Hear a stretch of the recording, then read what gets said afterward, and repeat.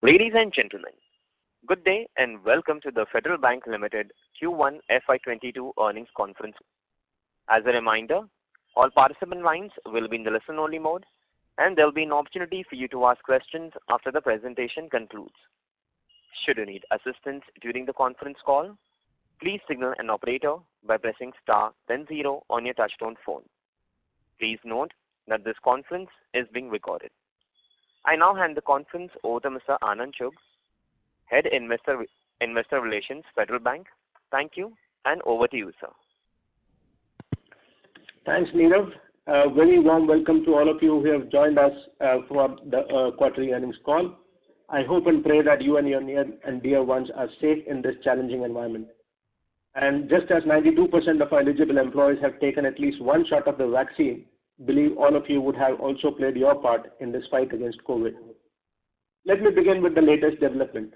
Our board has today approved issuance of shares to IFC Group to an extent of 4.99% of bank's paid-up capital, and I use this opportunity to welcome IFC as a significant shareholder of the bank. The addition of this marquee name to the list of our prominent shareholders reinforces the trust and confidence reposed by IFC Group on the bank and its management. The infusion of quality capital further strengthens Tier 1 and overall CRAR of the bank. We are pleased and encouraged that RBI has, well ahead of the due date, confirmed the extension of term for our MD and CEO for 3 years, and we believe this approval gives us stability and continuity at the top, that too at the time when the economy is passing through one of its toughest phases. Our digital and retail teams were on overdrive as their hard work over the past several months started seeing the light of the day. We launched our own credit card and opened it up for employees and existing to bank customers. The onboarding process for the same is simple and digital, and it consists of just a few clicks. Tri and Jupiter, our neo-banking partners, launched their services and initial response has been encouraging. We also partnered with DigiVriddhi and Amul to digitize farmer milk payment life cycle that aims to cover a base of 36 lakh farmers.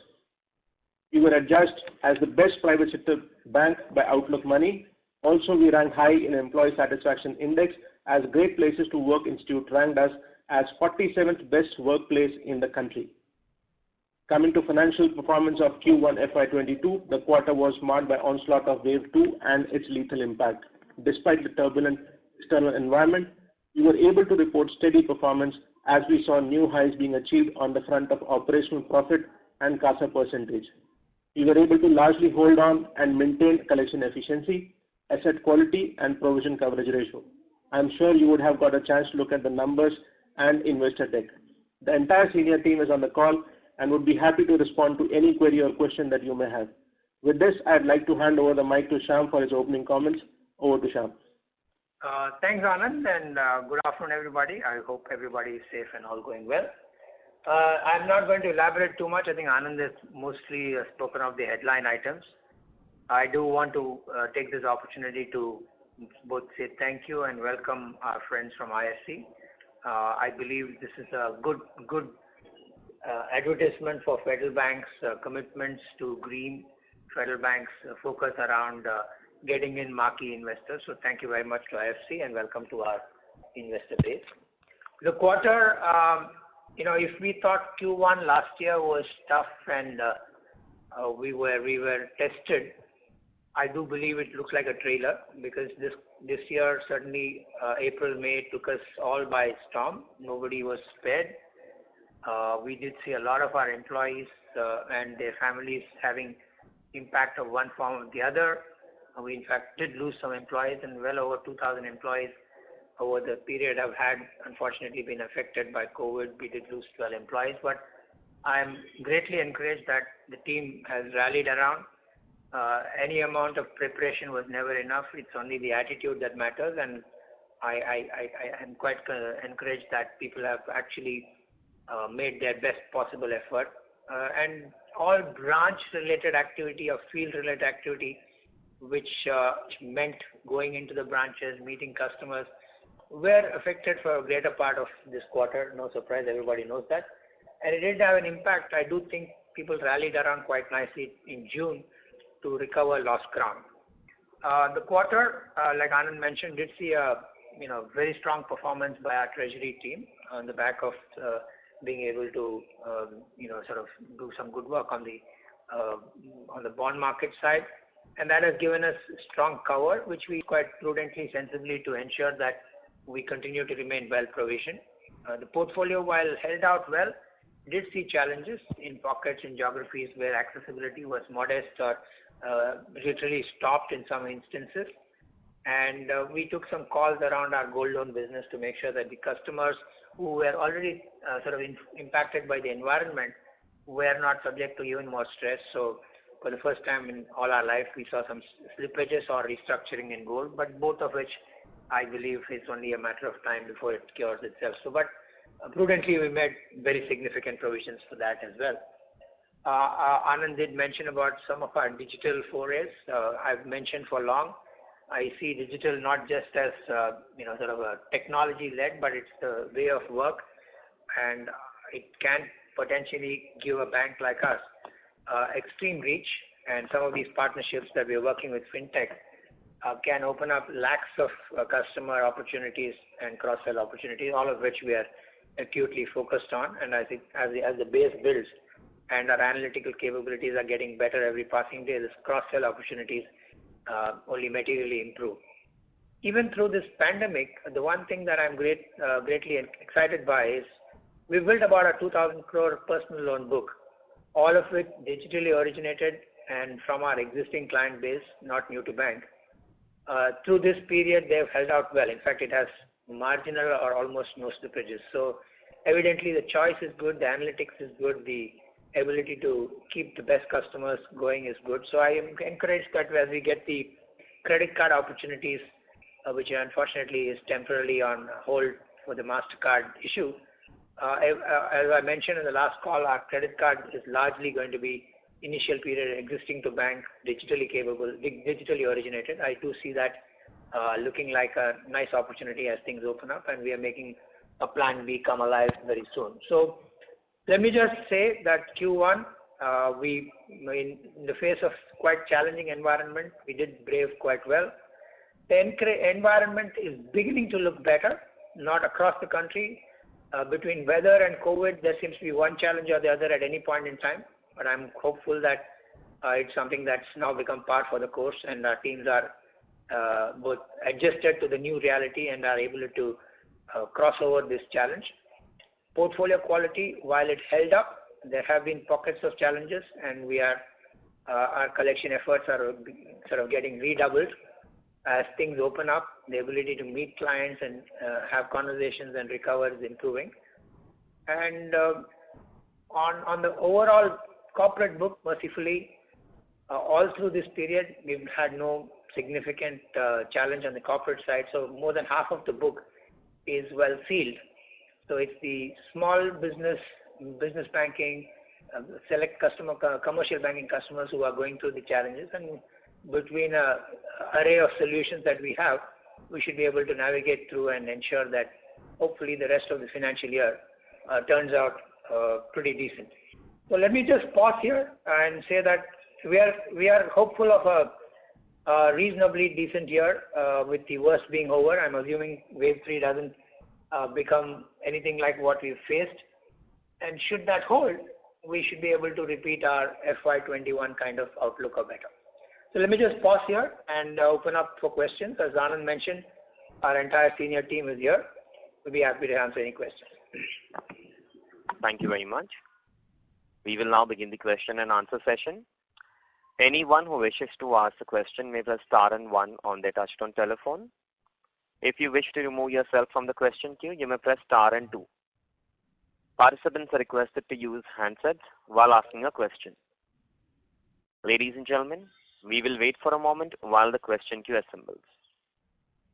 Participants, you may press star and 1 to ask a question.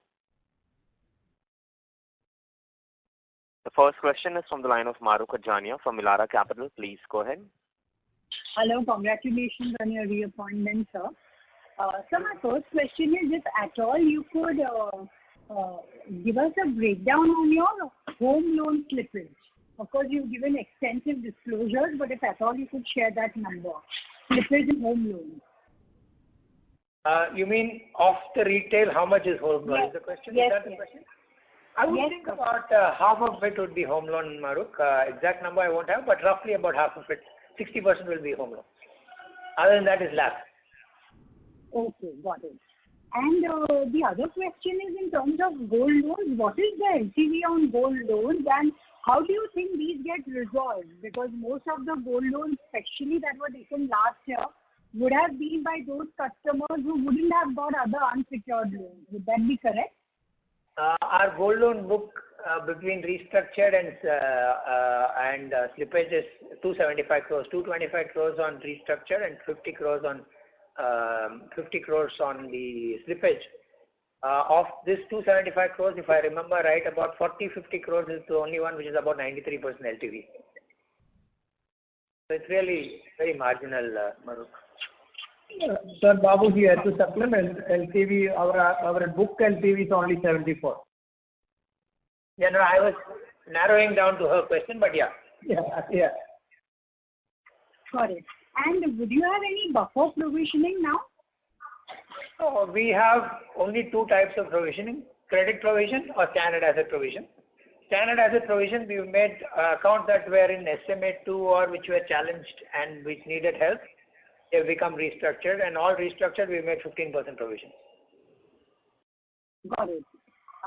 And what about NII reversals? What was that for the quarter? 65 crores. And just one last question. In terms of your capital issuance, you've taken board approval for an issue.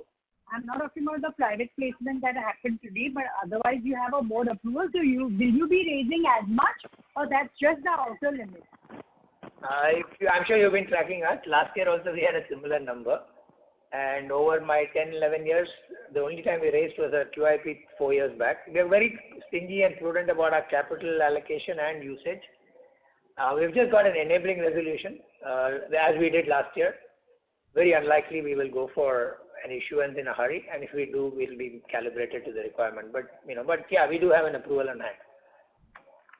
Got it. Thanks a lot. Thank you. Welcome. Thank you.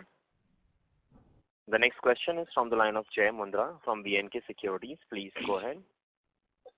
Yeah, hi, good afternoon, and thanks for the opportunity, and congratulations on good set of numbers and enhanced disclosure, sir.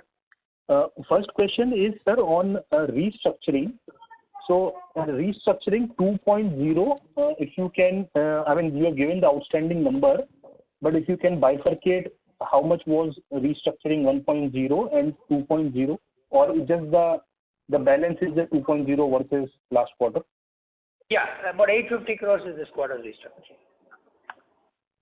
Sure. And there was no balance increase in the previous restructuring, right? Very marginal, Okay. Chief. Sure, sir. Second question on your slippages, and any range for the, we still have three months for this current window in restructuring. Any sense, sir, and how much more could come restructuring proposal? We had said at the beginning of in April, May 16th when we did our results, we thought about 1% of the book. Like last time was 1%, we said this year also maybe 1.2%. I'm thinking that it will be around the same thing. 850 has been done. Another 400 crores maybe the restructuring that will come up in this quarter. Sure, sir. And secondly, on slippages, sir, I think in your opening remarks you had mentioned that things are looking better incrementally. So safe to say that assuming no third wave, as you said in your opening comment, is that if it is not, if it does not become unmanageable, then the slippages would have already peaked in this quarter. Would that be a right statement, or how would you look at the slippages trajectory? I'll only draw on the following, Chief, is that last two financial years, our slippages are roughly about 1,800 crores each year. Right? This financial year should be around that or plus minus another 10%. Sure, sir. And last question from my side is, sir, you have given a lot of details on fintech, and of course your annual report also talks about very improved digital capability. Any thoughts on how does numbers perspective? When do we see this translating into A, either higher growth, or B, higher fee, or C, higher cost efficiency? Any qualitative comments around those, sir? Thank you. No, I think all of that are the reason we are doing these, and to be relevant and in the really at the forefront. We are seeing that. We are seeing that happen. Our non-people cost has been flattish or dropping. And we have not added branches, but we are growing quite smartly. And these are proof points of the digital capabilities of the bank. And in the face of very dominant names, we are either top 1-2 players in the universally accepted MeitY scorecard. So on every count, our capabilities is matching or rivaling or sometimes better than many. And we don't want to let steam on that. And in terms of translating into numbers, we are seeing it happen, right? Our cost income, there's one stubborn part of our cost, which unfortunately is not entirely in our hands. And I know nobody likes to hear that, but it is the truth, is the pensioning related. If you sniff that out, our efficiencies are improving every quarter. Right, sir. Thank you so much, and all the best. Thank you so much. Thank you. The next question is from the line of Nitin Agrawal from Motilal Oswal Securities. Please go ahead. Yeah, thanks for the opportunity, and congratulations, sir, on the extension of the term. Few questions, sir. Firstly, on the restructuring the corporate segment, if you can give some on to the number of accounts that you have restructured in therein, and how the LTVs have been, and what is your sense on the, say, LGDs in the corporate accounts that you have restructured versus the, say, bad loans in the segment? In the corporate, there's only 1 or 2 accounts, Chief. I think these are probably 2 accounts. Babu, was that right? Yeah, in RF2 there is no restructuring. It was in RF1 only what you referred. Yeah. Okay, and in commercial banking? Restructuring in commercial banking is about totally 275 crores. This quarter would be about 100 crores, Babu? Yeah, this quarter commercial banking it is only 64. Okay, sir. And sir, when you say that this year can still be better discounting COVID free, but how do you read the situation in Kerala? Because we are seeing high COVID cases there. How worried does that make you when you look forward and project things for FY22? We've long said that we are as India as anybody else. Kerala is one geography where we have material presence, but that's not in any way hampering our overall activities. Yes, there are certain things that will get affected, but we've got offsets.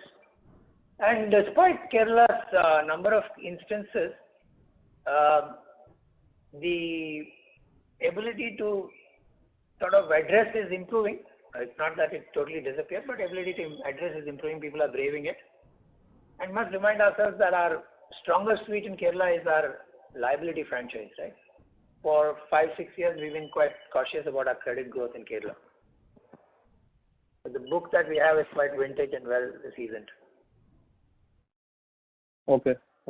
And lastly, sir, if you can give some details on the recoveries from the return of accounts, strong number. This quarter was exceptional because we had one strong recovery on a return of account. Public, everybody knows Kingfisher, so that's the only thing. Okay, sure. Thanks so much. Welcome. Thank you. The next question is from the line of Renish Patel from ICICI. Please go ahead. Yeah, hi sir, and congrats on a great set of numbers. So just one clarification on the collection side. Sorry to interrupt you. Can I request you to speak a little louder? Is it better now? Yes, it is. Yeah. Okay. Sir, congrats on a great set of numbers. Sir, just 2 things. So one on the collection side. Because of lockdown, we have raised demand for April and May, or how is it, sir? Babu, you want to go? Yes, sir. Yes. There was demand and we collected, and our collection efficiency stands at par maybe not the same level that were in March and December. Now it is 95.2%. That is our collection efficiency. That was almost the same level in the previous quarter. Okay. So additionally, I would add that there was no moratorium as such, Yeah. So there was no moratorium. So everything, there was a demand certainly, as per the IRAC norms also. Got it. Okay. And sir, Shyam sir, now coming back to this fintech tie-ups, okay. So of course, we have been tying up with the almost leader of the each segment. But initially, who is going to bear the customer cost of acquisition? It is us or the partners? We have a cost sharing and a revenue sharing model. And the model is not unique. I mean, it's not the same across every partner, depends partner to partner. But it's not a high cost model. The model is structured in such a way that the fintech carries the bigger part of the originating cost. Got it, sir. And on this, again, related to this Bharat Pay tie-up, okay, sir. So now here, what is the MDR cuts we get? Shalini, you want to go? Shalini, hi. Yeah, I'm here. Thanks.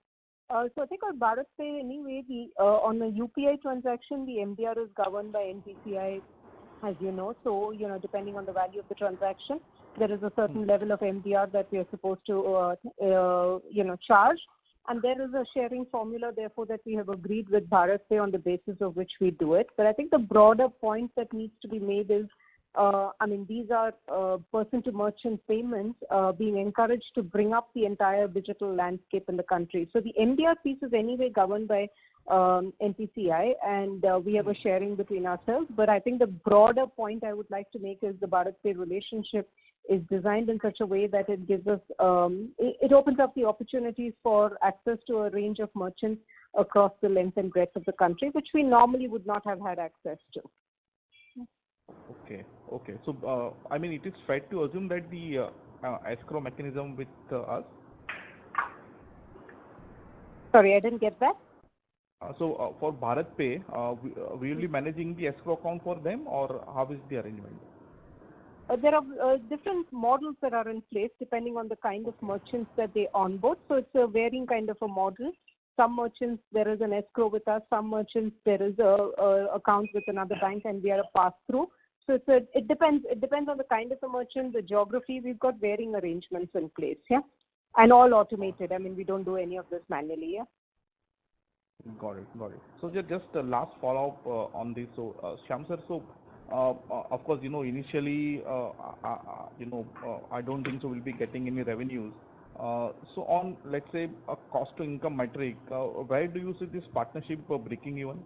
Let's say 6 months, 8 months, 12 months. I think the way we see these things, all these relationships, are three elements of revenue. One is the incremental CASA that it will build up. Second is the increasing cross-sell that we can put up from this base. And the third is the new client base that we will keep adding, and therefore the franchise gets expanded. All of these are activities we are working on. Like I said, it's not incrementally cost. It doesn't throw big cost on us. Revenue depends on many things, right? The balance build and the cross-sell ability. Okay. Got it. Yeah, that's it from my side. Thanks. Thank you. The next question is from the line of Rakesh Kumar from Systematics Group. Please go ahead. Hi. Good evening, sir. Can you hear me, sir? Very much. Thank you. Sir, the first question is with respect to PSLC, what we purchased this year, previous financial year of around 12,000 crore. So what was the total cost that we had to bear for that? In last year? Yes, sir. Last year was 35 crores. 35 crores, sir? Yeah. Okay. And sir, this quarter we have seen there is a bit of a sequential decline in the CASA deposit number. So if we have to is it because of that the larger corporates clients are might be drifting away to the larger bank where the funding costs are low? Is that the reason? Because the competition for CA account is increasing day by day. So is that the reason, or is just a blip for a quarter? I think there are many things on that. One is CA usually year end is already, both customers also place a lot of CA on the banks. And then as the year goes on, they draw down. Second is there is going to be some shift in current account behavior courtesy RBI's mandate. So I do expect the CA to be more moderate at this point in time. I don't see CA exploding. But where we exited last year, for us to build back will be the challenge for the coming quarters. It will be a little more harder work than the past. Got it, sir. And so thirdly, on this NR deposit, still, we have done quite good performance on that front. But just to understand that how the market share in the country and Kerala state has moved in the last 1 or 2 quarters. Happily and thankfully, is doing well. Even now, at least for us, our share of remittances is going up. The publicly last disclosed RBI number, we are at about 18.5% of remittances of India. And, that seems we're trending closer to 20% now. So even if the volume shrinks, we are gaining share. And NR CASA, sir? NR CASA composition? Yeah, I'm talking about NR CASA because NR term is usually much smaller. It comes as SA and then only shifts to term. Got it. Thanks a lot, sir. Welcome. Thank you. The next question is from the line of Ajit Kumar from Ambit Capital. Please go ahead. Yes. Thank you, sir, for this opportunity. So first, in the credit card business, how much delay we can expect in order to switch to Visa and then again bank start issuing new credit cards? We think within 6 and 8 weeks, Ajit. Okay, 6 to 8 weeks.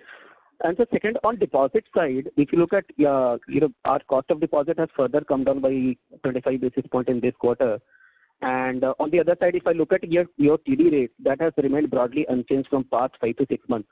So for how many more quarters do you expect this cost of deposit to further come down, mainly because of this lag impact of repricing, considering TD rate cut has probably bottomed out? We may be at closer to the bottom of our overall cost of funds. I don't expect it to drop materially from here.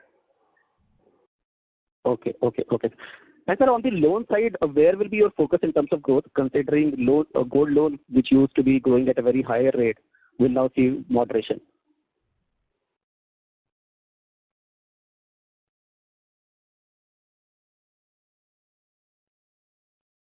Hello?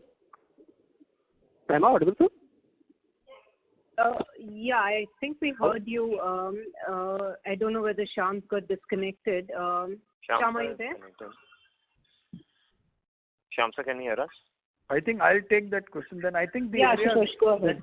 The areas that we have been earlier also sharing with our stakeholders is that we would be interested in increasing more of our business banking portfolio, retail, and definitely I think this credit card has been a temporary blip because of this banning of MasterCard or so.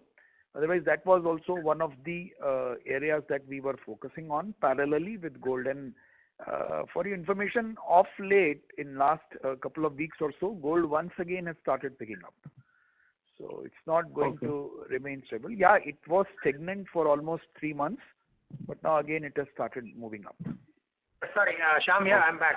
But anyway, Ashutosh, I'm sure you have answered. I don't know what the question is, but I'm sure Ashutosh should have answered. Question was, because now the gold is going to moderate or rather remain stagnant, which are the areas you would focus on,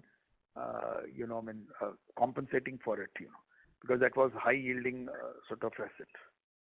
Yeah, okay.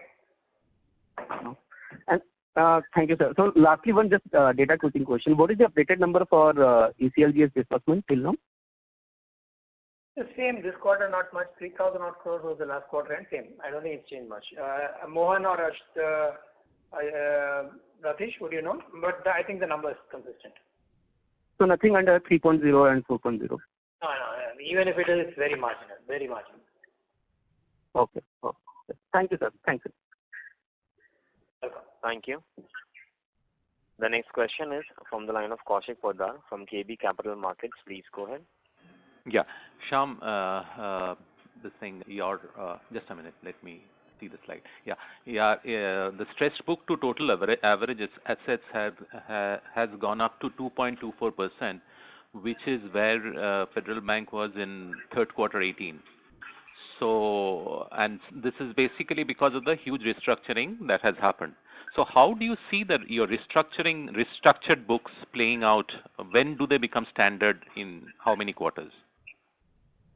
Kaushik, it has the demand on these are in different quarters. Q2 is some, Q3, Q4, because the restructuring portfolio has inherent moratorium built in. So I think in the course of the next 12 months, this will start trending down. Now, whether this 2.24 goes back to the 1.08 in 12-18 months depends entirely on the recovery from here on. But at this point in time, very early indicators look very encouraging. Sir, Babu here. To supplement on this, 14% of the restructured book was in demand in Q1, where we collected 95.5%. So we don't find any stress on collection, even though it is in the restructured book. I think the initial signs are that the restructured book is faring quite well, because mainly it is secured. These are home loans. These are loan against property, LAP and all. So being secured book, even if there was some probability of default that has been taken care of through moratorium or through restructuring, the loss given default, even otherwise, even after slipping and all, has been very low in these portfolios. So that is the reason, if you see, most of our restructured book is from retail home loan, retail LAP type of, categories or so. We don't have unsecured there, where the probability of default and loss given default both are high. Yeah, I saw your portfolio of the restructured loans, and most of it seems to be secured. And plus, now, additionally, just to add to your question, you said when will they turn standard? Actually, as per regulatory prescription, post restructuring they remain standard, so they don't slip. But when will you take it to the standard asset? I mean, when will they be appearing as restructured? They are standard asset. Yeah. Okay. And till they exist on the book, they would be called restructured assets. Okay. It's not that after a few quarters payment they become standard automatically. Yes, sir. When the status, IRAC status slips to substandard, then you make it standard, and then you say out of this, substandard has been elevated to standard assets after the satisfactory performance. But that is there when the restructuring is done, wherein the status of the account slips. Here in these cases, status has not slipped. So they will remain restructured till the time that they repay the amount, or how does it work? Yeah, restructured standard. They will remain restructured standard. Oh, they will remain as restructured standard. Okay. Yeah. Till the time it is repaid or something of that sort. Yes. They go out of the book. Okay. And how do you see the NII growth playing out? And you, Shyam, you just commented that you don't see the the cost of fund not coming down. So in light of this, how do you see the NII growth playing out over the quarters? Yeah, we had said this year between 315 and 320 would be our NIM range. We are at 350. Okay. As the year picks up and the slippages trend better, we expect that getting closer to 320. So will the NII growth be more than your more than your asset growth? It will. Last 2-3 quarters, you saw it happen. This quarter, because of the higher reversal, that trended down. As we see that coming down and the credit growth pick up, and particularly with the higher margin businesses like gold and business banking, you will start seeing this pick up again. In this regard, I recollect you saying that you used to have some high cost deposit or something, and they were supposed to get wound down over the years or something. I mean, has that happened, or there is some scope of some relief from that side? Part of it is already unwound. A large part of it is already unwound. I don't see material improvement in the cost of funding. Yeah, it could be a few basis points, but not material. I would like to add here, though, cost of funds has bottomed out or closer to the bottom or so because of winding down of, high cost funds or so, or the earlier deposits which were contracted at a higher rate of interest, term deposits or so. But on the other hand, you will see even the yield on advances that was, correcting or falling or was, more or less stagnant, would also start rising up. So NII would come out of that differential. So I don't think there is going to be any impact just because cost of funds has bottomed out, because so has the yield on advances. Right. Yeah. Okay. But you are looking towards 3.2. That's what Sham said. Yeah, that's the NIM. Yeah. Okay. And how do you see the cost? Do you see? I mean, you are not putting up any branches, so to that extent, of course, you are putting a lot of money in all this new technology and all this stuff. So how do you see the cost running? Cost growth compared to NII growth? We are seeing, like I mentioned, cost income. Of course, this quarter is extremely flattering at 45%. We think the right. Will be getting close to 48%. 48. Okay. Thanks a lot. Welcome. Thank you. The next question is from the line of Piyush from ICICI Direct. Please go ahead.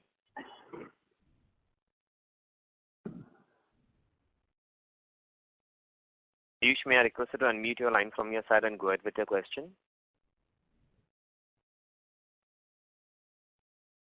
You can go to the next. You can go to the next one, please. We move on to the next participant. The next question is from the line of Samir Bhise from Axis Capital Limited. Please go ahead. Yeah, hi. Thanks for the opportunity. Firstly, just wanted to understand what is the split between the existing NPL in housing and LAP. So if total retail NPL is roughly 1280 crores, how much of it would be housing and LAP? Babu, would you have it often? I would think it would be 60-40 is my sense, but we can reconfirm that. I mean, the question basically was, so if roughly half of it is housing and LAP, and if I look at roughly 1,300 crores of restructuring from these two books, the total stress seems to be roughly 7%. Is that a bit too high, or does it make you uncomfortable? Or I would encourage you not to view restructuring equal to stress. Okay. At least not in our case. We've made the conscious call, the situation to help customers who may have challenges and who may need the comfort of paying in over an extended period of time. It's not that they've all run into a problem. I can reconfirm we are not using restructuring as a means to avoid NPA. No, fair enough. It is visible from slightly higher slippages, so I'm sure you guys have been prudent enough to take that call. But just going by a gross number of say 7-8%. Yeah, that's why I think it's important you read it alongside the message Babu gave. 14% demand, 95.2% collection, which is the normal collection efficiency. Fair enough. I would still probably take the numbers later offhand. Secondly, what is the yield on the corporate book? Hasn't changed much, right? Would be in the same 8 point something. Harsh and Venkat, would that be the right number? There was a 12 to 13 basis points reduction over Q4. Okay. One final bit on the credit card piece. Any numbers of what proportion of the ETB customers have taken the card, and any sense on their profile, like age-wise or vintage-wise? Any sense there? It's looking very good, but very early sample. We're getting close to 25,000 cards in 1 month, but it's early days. But what does the pilot show? I mean, I'm sure some of these customers would actually already be credit card users, or maybe they would be old customers of the bank. I don't know if we can draw much of a pattern. Building balances. If I extrapolate this, we will be the world's best credit card. I'm not even getting there. It's very early. At least 2 quarters, or 1 quarter we should see to see the traction. The first billing cycle is over for them. Fair enough. This is helpful. Thank you so much and all the best. Thank you. Thank you. The next question is from the line of Prakhar Agarwal from Edelweiss. Please go ahead. Yeah, hi sir. Just couple of questions. First, on your SMA book, what would be the number of SMA book in terms of SMA 012, if you could just highlight that? It's flattish to the last quarter. I don't know if we give specific numbers, but the SMA book is almost the same as last quarter at the end of June. At the end of July or 23rd of July, it's improved even further. Okay. So last time we highlighted somewhere sub 5% level, so that broadly stays. Yeah, it's there. It's there about. If you've said that, that's the same number. It improved slightly. Okay. Secondly, in terms of FedFina, when I look at the performance. This is SMA 012, huh? Yeah, I got that. In terms of FedFina, when I look at the asset quality performance, there has been some hiccup in there. Where is this rise coming from? And what is your outlook on the business? Two of their large commercial real estate, for them large, maybe like 5-8 crores kind of transaction. They have taken 2 transactions as an advance NPA. Their core book is still looking quite intact. One has corrected in July, Shyam. That's why I said 2. Yeah. Okay, so essentially the large part of the rise is driven by these 2 accounts. Yeah. In fact, it's only these 2 accounts. Otherwise, they're tracking quite well. Growth Actually, their book is faring quite well, barring these large, according to them, this particular portfolio, real estate portfolio was there, which they are gradually depleting, and basically it's no fresh underwriting is happening in this particular portfolio. Not now, for the last 2 years. Yeah. And any further capital infusion that is required in FedFina or any other services? That was done recently in June, the last one. We are not looking for at least next, say, 2 quarters, 3 quarters till we see how things pick up. They remain capitalized at this rate till March 22. Perfect. And just last question, in terms of your trading gains that has happened this quarter, so probably would that be a result of change in the toggle between AFS, STM book that we are allowed to do once a year, or probably that exercise is still left? No, that's the exercise. See, that's normally done in the beginning of the year, and that exercise is done. If you compare these numbers with last year's numbers, more or less same, slightly less than last year, but almost, same range. Overall, other than, this bond, there had been other areas where the overall performance of the treasury had been quite good.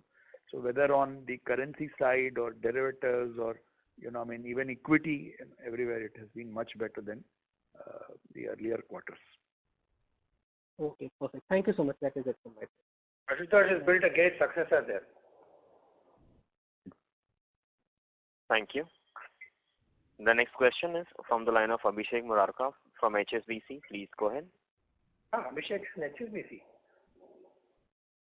Yeah, good evening, sir, and congratulations for the extension in your tenure. So, couple of questions. One on these fintech tie-ups. So, can you sort of give some sense of the throughput you are getting in terms of number of retail accounts or retail SA accounts from these tie-ups, and maybe some sort of trend. Let's say a few months back, what were you getting and what are you getting now? Normally, in the non-COVID time, we were doing about 3,500 new accounts a day. Normally, and good days 4,500. But in the COVID time, that has come down to about 2,500 or so, and our tie-ups are now beginning to kick in about another 1,000, 1,500 a day. Okay. About 1,500 a day. Okay. And any charges? We are looking at much higher as things stabilize. We are doing some very intelligent marketing. They do by invitation, so they are also building a demand. And any targets? Let's say 1 year out, what is an annual number you intend to get to? Shalini, she has a big agenda. Shalini, you want to talk about it? I think it's very difficult to kind of, give. We've got some internal targets, obviously, that we've worked with the partners, etc.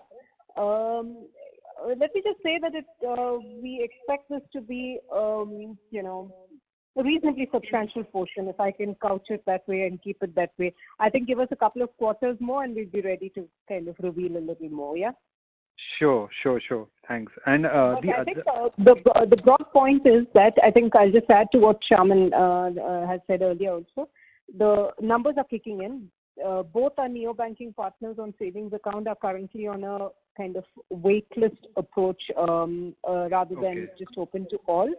So, and that's clearly because we want to calibrate the profile, they want to calibrate the profile, we want to calibrate the profile, etc. that is coming in. So we'll wait. So it's on a waitlist approach. Both have a very, very attractive and healthy waitlist.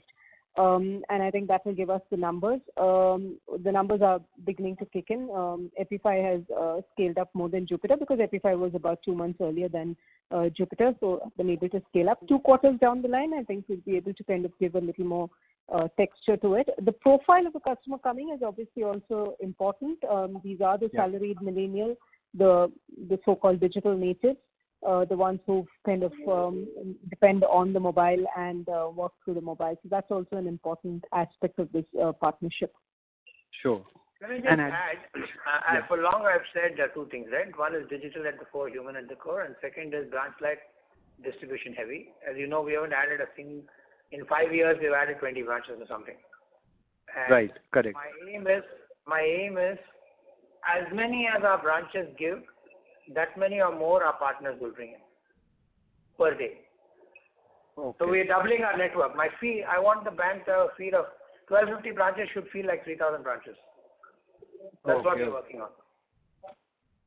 Fair point. And right now it is not really about cross-sell, right? It's just about getting access to those customers. And then, cross-sell will be 6, 9, 12 months away as the base builds. Sure.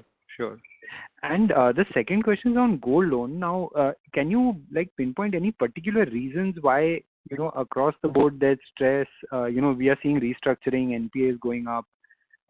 Is it because of, let's say last 1 year when we've seen a lot of growth here, it's probably to a relatively weaker customer profile? Or is it because of the, LTVs which went up to 90? Can you, just... Multiple things, Abhishek. One is just the sheer impact of COVID which has killed everybody. Second is LTV coming down. Third is gold price falling, right? So a bunch of stuff. So ability to service. And fourth is, at least us and I think many other good, well-meaning banks and NBFCs have chosen not, because I don't know if many of you may or may not know, in 2013 when the gold prices fell, and I don't plead guilty, but I was the leader of that pack, I said just sell and get out. Right. So we were quite wicked with customers. We protected ourselves. That backlash took good 2 years to cure because people said you're good weather friends. Right. So this time we've decided to be a little more, I would say, sensible about it and said, fine, if it means in this very, if it was normal times, I wouldn't have allowed that. But these are extraordinary times. So we must be a little more sensitive to customers. And we said, let's take that hit in either as if they are eligible for restructuring, great. Otherwise, take the hit as NPA and we will cure it in 1 or 2 quarters. At least that's our approach. I can't quite speak for others. But when I've spoken to a couple of bankers, their view is the same.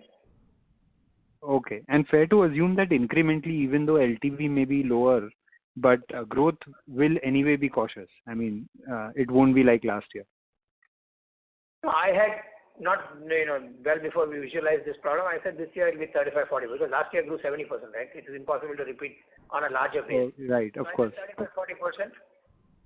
First quarter has been flat or slightly degrowth. I expect this year still to see if things pick up by August onwards, still we should see 30% growth. Okay. And finally, just a quick data keeping question. If you can share the breakup of the incremental restructuring. So you've given the breakup of outstanding. If you could just share the incremental broadly, that would help. 850 crores, 450 crores is retail, 200 crores is gold. Balance is a mix of, business banking and commercial banking. Okay, perfect. Thank you so much, Shyam. Thank you. And all the best for the next quarter. Thank you. Welcome. Thank you. The next question is from the line of Krishnan from HDFC Securities. Please go ahead. Many thanks. So 2 things. One, around the gold loan portfolio, the ticket sizes have kept going up. I think Q3 to Q1 it's been flat, but otherwise it seems like a 1.4 lakh kind of ticket size. Is that unusually high? Is that something that tells you something about the customer profile there, in terms of how much leverage there is on that portfolio? Can't quite see it. Shah? Yeah, please go ahead. On the ticket sizes, typically if you benchmark it against some of the NBFCs, the ticket size will be in the range of 40 to 60,000. Some of the other gold loan companies, banks typically have a higher ticket size because the more rate sensitive customers and the larger ones typically flock towards the bank. That's number one. Secondly, we are also looking at targeting a different kind of a customer base and encouraging them given the low cost of funds by way of gold loans and a steady source. So that also has been helping us. So a new segment, plus typically the largest set of customers come to us. So we do expect that only to remain at these levels. And in fact, some of the customers we are looking at could be in the range of 2.5 to 3 lakhs also. Yeah. My only point was, could these be more business loans rather than consumption loans? No, 2 lakhs, 3 lakhs is consumption loan, not really business loans because that's a different segment altogether. But the ticket sizes in general, because like I mentioned, they are the more rate sensitive customers also. Got it. Also, we reach out, right? Rupeek arrangement is reach out. So you get a different profile also. Doorstep banking, that helps a lot, and the ticket sizes are still higher over there. Got it. That's helpful. Thank you. Thank you. The next question is from the line of Manish Shukla from Citigroup. Please go ahead. Good evening, and thank you for the opportunity. One clarification on restructuring outside of COVID. What would be the restructured book of non-COVID under either RBI SME scheme or otherwise? Almost nothing, Chief. Okay, fine. And on the retail side, this time we're seeing higher restructuring in LAP and housing. Could you explain the nature of or demographics or whichever way you see this customer segment? Is this transitory impact of COVID, or how do you see the stress in this book? But this is the first time that we are seeing these levels of numbers. Largely COVID only. It's the impact of COVID. Now, whether it is lasting or transitory, only time will tell. But the trigger is COVID. It's either primarily self-employed or salaried, or how do you? Our retail book, which is the origination from 2018, is more salaried than self-employed. And if I look at the vintage of restructuring by geography, Kerala is about 50% of the restructuring that we've done of this portfolio, and Kerala is more self-employed. Got it. That's very helpful. On the digital native and digital acquisitions, right? You mentioned that you would expect the volumes from these sources should be as much as branches. But do you have enough data to talk about the average balances? How do the balances compare between branch accounts and online accounts? Very early, right? We are sourcing 2 months, 3 months. You can't quite make anything on that, Chief. At least 6 months data I need for us to make that statement. Because if you build 100 crores on this and we have, say, 40,000 crores on the other, hard to tell, Chief. Okay, fair enough. Last question, Ashok, you said on treasury. For the treasury income of the quarter, how much would be other than bond, non-bond related treasury gains? I think it's there in the deck. If you see the Q1 FY22, exchange commission brokerage other fee is 161, forex is 41. That's the breakup, and profit on sale of securities 258. No, so I'm talking about the two. Is that all bond or something else? Significantly bond. I'm just trying to understand, in a quarter in which rates were largely at or tad higher, you booked treasury gains. Is it largely because of GSAP, or was it something else? Krishna, you want to answer? Yeah, it's GSEC and a very small amount of non-SLR as well, but mainly GSEC. No, I'm sorry. When I said GSAP, the RBI repurchase program, or is it the market? Because was there enough opportunity to trade in the market? I'm just trying to understand the gain. It's both. GSAP may not be that much, but yeah, you have in the beginning of the year, you have the category transfer. So through that, in the market, the sale has been made and all. So it is mix of all. Understood. Those are my questions. Thank you. Thank you. The next question is from the line of Mahesh MB from Kotak Securities. Please go ahead. Good evening, sir. Just one question from my side. The restructuring that you did on the retail side, can you give us some color on what is the kind of restructuring you have done? Let's say in housing or in LAP. What kind of benefit has... 450 crores is the restructuring in retail, 60/40 home loan LAP. And I also mentioned the kind of mix between Kerala and non-Kerala, salaried self-employed. Sorry, what else is the question? I'm just trying to understand. You just kind of extended the tenor, reduced the EMI? Okay. Babu? Yes, sir. It is within the permitted tenor of 2 years, and where banks are given the decision-making process depending upon the requirement of the borrower to give a moratorium up to even 24 months. But generally, the demand is only for the 6 to 1 year moratorium, which we have considered based on the requirement of the customer. Otherwise, the tenor extension is running only up to 2 years.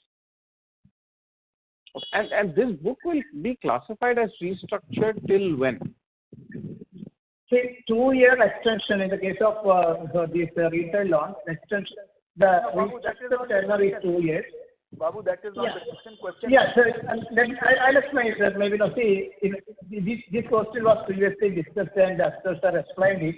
In the case of COVID restructuring, the asset classification continues to be standard, and it never falls into substandard if it is not otherwise normally going by IRSC norms, unlike normal restructuring. So COVID restructured book will continue to be in standard. See, I would further add to that. If you see from the last 3 years, our quarterly investor presentation, you would find that we used to earlier also give a detail of the restructured standard together with securitization receipts and all. Now that amount gradually depleted and became materially unimportant and all. So similarly, this restructured standard would continue to remain restructured standard because once it is restructured, it has that tag. Now the thing is, when the amount becomes materially smaller, and at the same time, I think the installments are paid and all, and the principal amount also falls. Thereafter, probably there may not be any need to specifically mention about it. But as long as it is an important number or so, it would continue to be presented transparently quarter after quarter. Would continue to be called as restructured standard.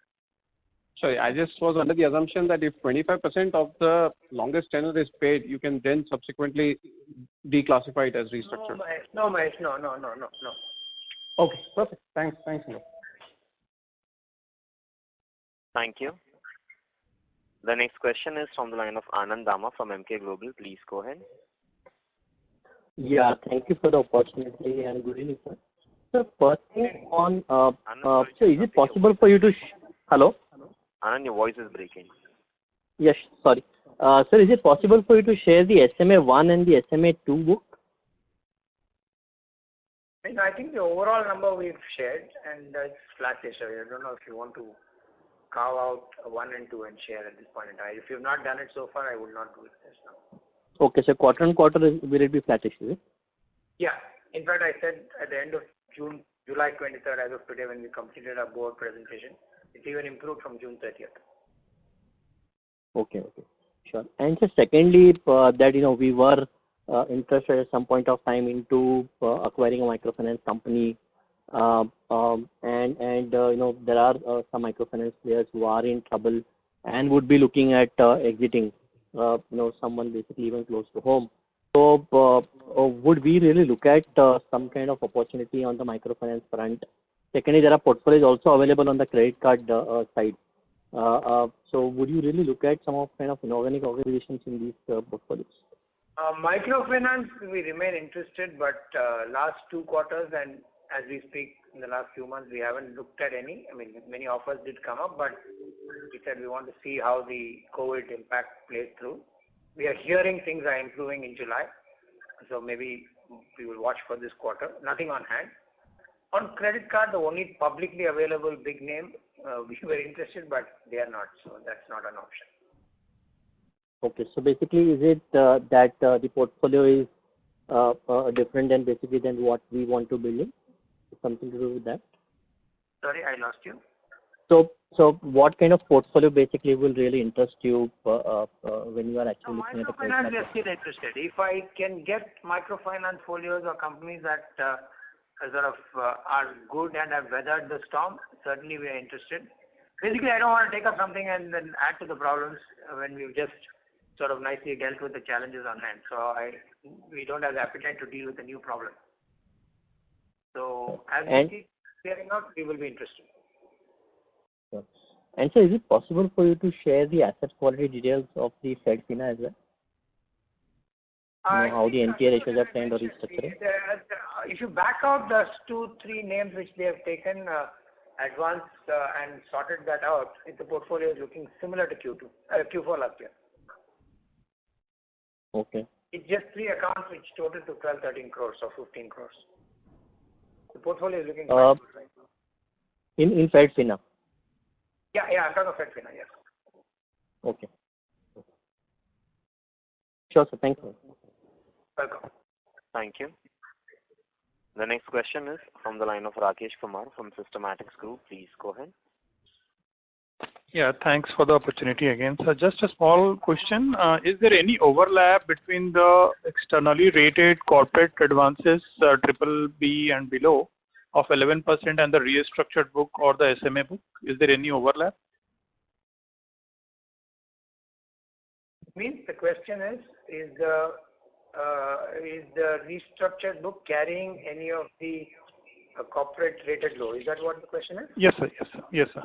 Thankfully, our restructured book in corporate is very marginal, just 2-3 names, chief. Okay, so means there is no overlap as such actually with SMA also. Yeah, SMA may be there. Okay. SMA may be there. But SMA in corporate is anyway low. Thankfully, our corporate book, it covers that, Shyam. It covers that, and the amount is fairly insignificant. Neither the SMA2 or your restructuring, both of them put together is an insignificant percentage. Okay. Our corporate book is performing, I should be very careful when I say these things, but they are performing very well. Okay. Thank you. Thank you, sir. Thank you. The next question is from the line of Samir Bhise from Axis Capital Limited. Please go ahead.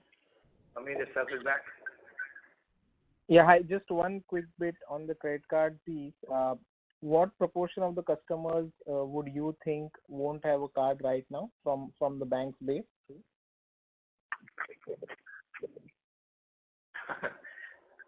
We have a universe of close to 60-70 lakhs that we can pursue in our base. I don't know, maybe Nilüfer, Shalini, would you be able to give any kind of color on that?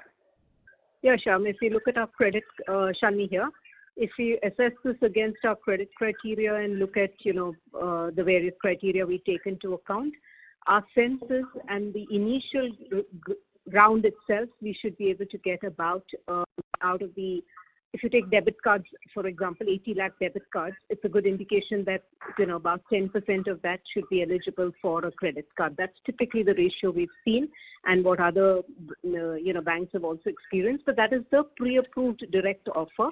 There will be then a further set of customers who can go in through a non-pre-approved route, which means we do certain credit assessment for them. And then there is a set of customers who are eligible for what we call a secured card. The NR customer portfolio, etc., is eligible for a secured card. So I think the 3 components are fairly substantial in that sense. But the first kind of approach we've had is for the pre-approved 3-click offer. And that's typically the ratio of, about 1:10 on the debit card side. So if you have 80 lakh debit cards, you can typically expect about 8 lakhs of credit cards, eligible. This is useful. Thanks a lot and all the best. Thank you. Thank you very much. Ladies and gentlemen, that was the last question for today. I will now hand the conference over to Mr. Anand Chugh for closing comments. Thanks everyone for joining us on the call this evening, and have a wonderful year ahead. Thank you. Thank you, everybody. Thank you, everybody. Bye-bye. Bye-bye. Thank you. Thank you very much, everyone. Thank you. Thank you very much. On behalf of the Federal Bank Limited, that concludes this conference. Thank you for joining us. You may now disconnect your lines.